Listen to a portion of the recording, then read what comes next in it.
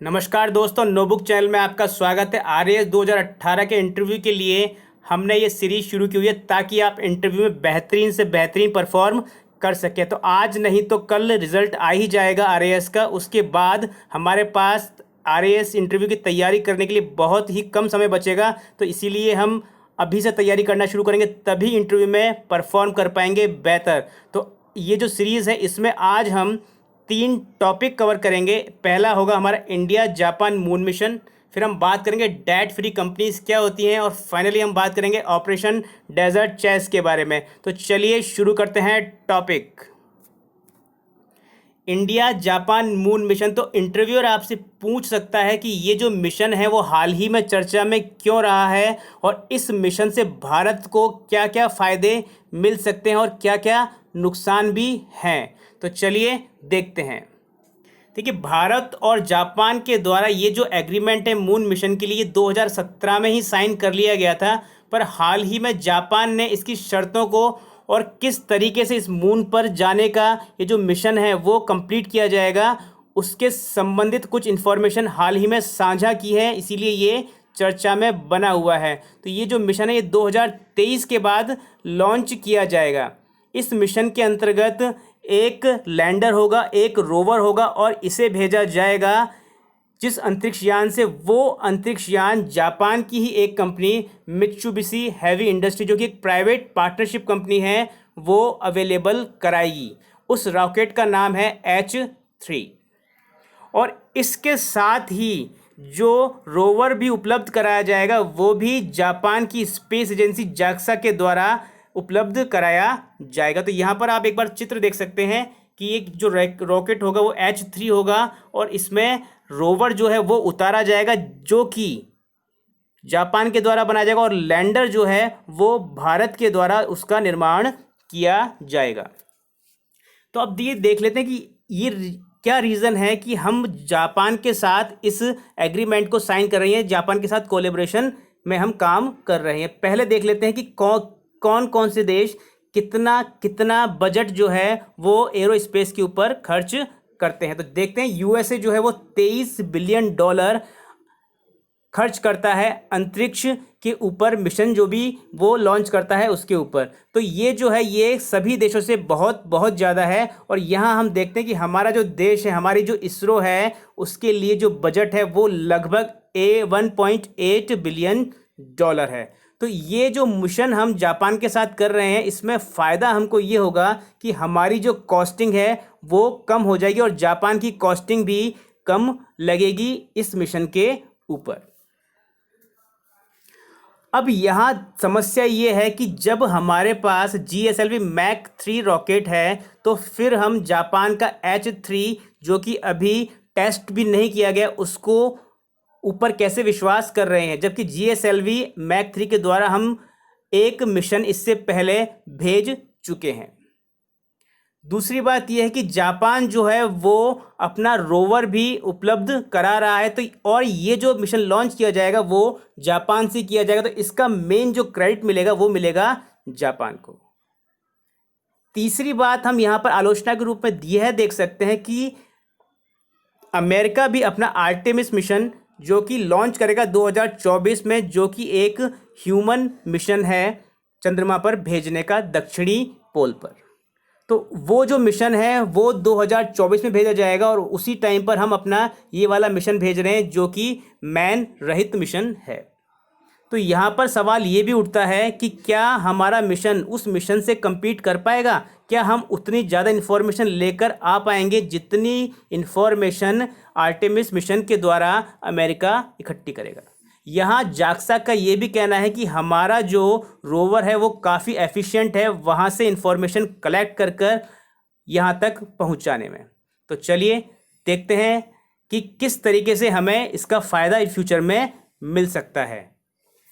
तो आज हमारा अगला टॉपिक है डेट फ्री कंपनीज। तो डेट फ्री कंपनीज क्या होती हैं उसके बारे में हम जानते हैं। डेट फ्री कंपनीज से क्या फ़ायदा है कंपनीज को और क्या नुकसान होता है, और कौन सी पहली कंपनी है भारत की जो डेट फ्री कंपनी बनी है। एक company has no debt, it is known as debt free company. Now Reliance industry limited which is chaired by Mukesh Ambani is a first debt free company of India. तो मुकेश अंबानी की जो रिलायंस इंडस्ट्री लिमिटेड है वो भारत की पहली कंपनी बनेगी जो कि नेट डेट फ्री कंपनी होगी. देखिए यहाँ नेट डेट फ्री से मतलब ये है कि उसके ऊपर लोन नहीं होगा पर कई सारी लाइबिलिटीज़ हो सकती हैं, इसीलिए हमने उसको नेट डेट फ्री कंपनी कहा है.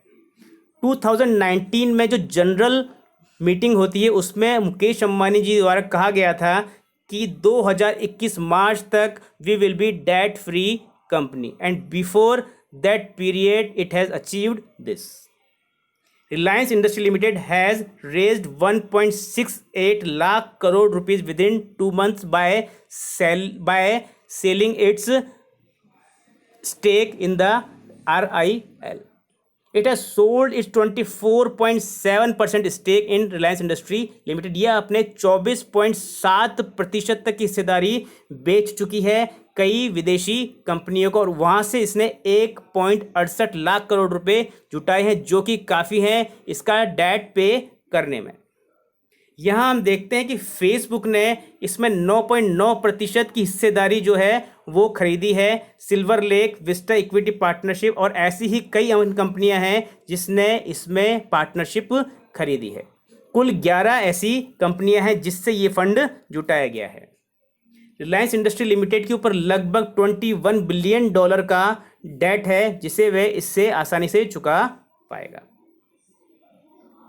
अब हम देखते हैं कि कोई भी कंपनी अगर वो डेट फ्री कंपनी होती है तो उससे क्या उसको फ़ायदे हो सकते हैं और क्या नुकसान हो सकते हैं. यदि कोई कंपनी डेट फ्री कंपनी है मतलब उसके ऊपर कोई लोन नहीं है तो वो इंटरेस्ट में पेमेंट नहीं करेगी और जब इंटरेस्ट का पेमेंट नहीं करेगी तो उसका जो प्रॉफिट है वो डेफिनेटली बढ़ जाएगा और साथ ही इन्वेस्टर्स जो हैं उनका भरोसा भी उसमें बढ़ेगा.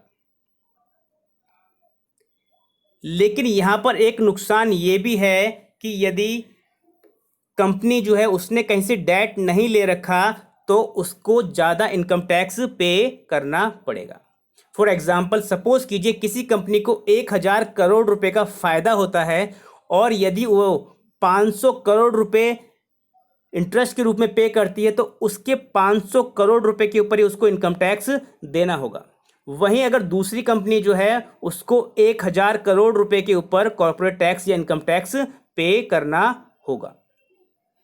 तो इस तरीके से हम दोनों तरीके से देख सकते हैं क्या फ़ायदे और क्या नुकसान है, लेकिन यहाँ देखा जाए डेफिनेटली फ़ायदे ज़्यादा हैं.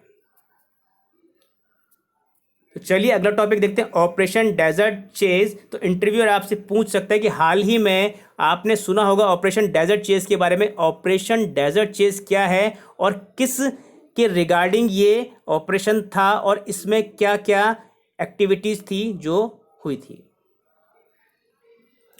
बेसिकली मिलिट्री इंटेलिजेंस के द्वारा 2019 में जासूसों को पकड़ने के लिए ये ऑपरेशन चलाया गया था. राजस्थान में 2 सिविल डिफेंस सर्विसेज के स्टाफ थे जो कि भारत की सामरिक सूचनाएं पाकिस्तान को बेच रहे थे. उन्हीं के ऊपर नज़र रखते हुए मिलिट्री इंटेलिजेंस ने ये ऑपरेशन शुरू किया था 2019 में और 2020 में राजस्थान पुलिस की मदद से इन दोनों को गिरफ्तार कर लिया गया. अब ये हुआ क्या था घटनाक्रम वो देख लेते हैं. विकास कुमार जो कि सिविल डिफेंस में काम करता था उसको एक किसी लड़की ने फेसबुक के थ्रू अपना फ्रेंड बनाया और उसको हैंडलर के साथ मिलाकर, हैंडलर वो व्यक्ति होता है जो कि इस तरह के केसेस में जासूस बनाता है और उनको पेमेंट करता है. तो हैंडलर्स के ने जब विकास कुमार को लालच दिया कि वो ऐसा काम करेगा तो उसको पैसा मिलेगा तो उसने सामरिक सूचनाएं पाकिस्तान को भेजनी शुरू कर दी और साथ ही में उसने एक कॉन्ट्रेक्चुअल स्टाफ को भी इसमें शामिल कर लिया और दोनों ने मिलकर सामरिक सूचनाएं जो कि महाजन फायरिंग फील्ड रेंज से संबंधित थी और साथ ही श्री गंगानगर में अम्यूनिशन डिपो जो है उससे संबंधित सूचनाएं थी वो पाकिस्तान को भेजनी शुरू कर दी.